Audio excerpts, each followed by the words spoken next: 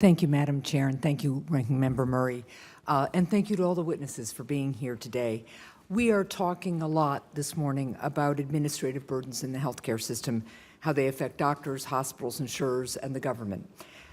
But I think it's important that we remember the most significant part of this whole discussion, which is the patients and their families. I'm the mother of a son with very complex medical needs. At various times, Ben is a wonderful young man, 30 years old, who happens to have very severe cerebral palsy and a lot of the medical complications that can go with that. And also because he doesn't speak or use his fingers or communicate very clearly to the outside world, although he is cognitively understanding everything, he's time-consuming. We've been very fortunate because Ben has had some incredible providers and caregivers.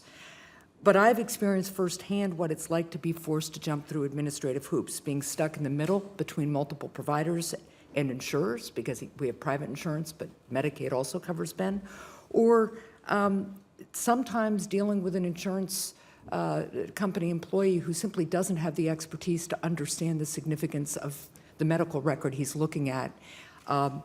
I've also been there when the insurance all of a sudden decides to switch him from one medication that works for him that he's been on for years to another medication. Ben has at various times has had about 10 doctors and about 20 medications.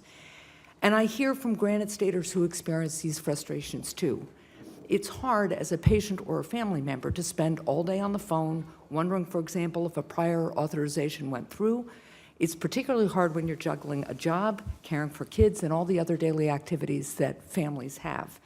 I'll also note that we've talked about the importance of integrating electronic medical records for purposes of administrative ease, but I can tell you how important it is to patient safety.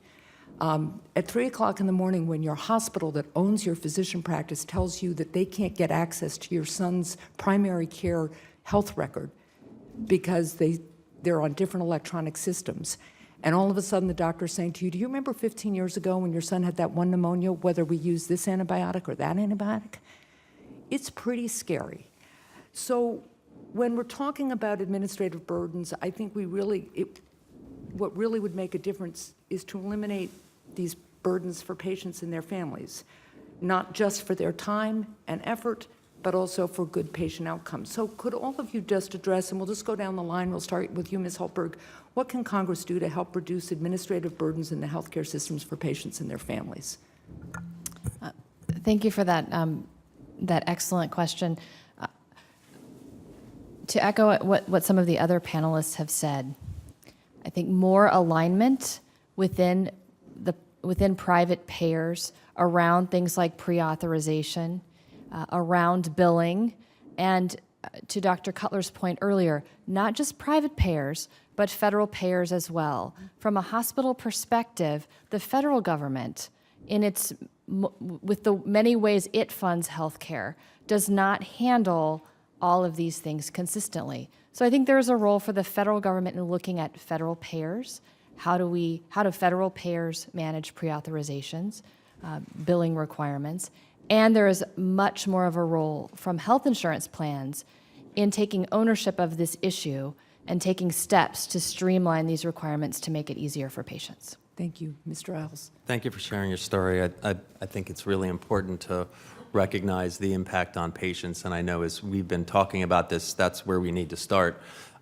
Thinking about the burden on families and caregivers, I think getting to a truly interoperable system where those medical records are able to be accessed at any point in time in any place, and being able to do so in an electronic fashion and tap into them. I think Senator Isaacson touched on some of the interoperability challenges. Health plans are committed to being part of the solution, but we can only be one part because it has to work between plans, it has to work between providers, and it also has to work between the federal government. So aligning a lot of those standards and making it simpler, more automated in real time would alleviate a lot of that burden to have to bring in the patient in the first place and really allow it to happen with the provider.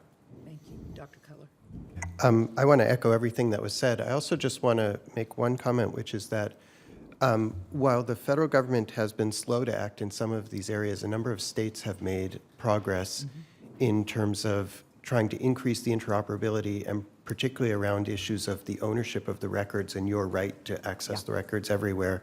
And so on. I know Senator Smith comes from a state where that's been, probably has done as much as any state on those lines. And so I think we can do much more with the sort of technology backbone, but also with the personal interactions to make sure that people have access to their records, which belong to them.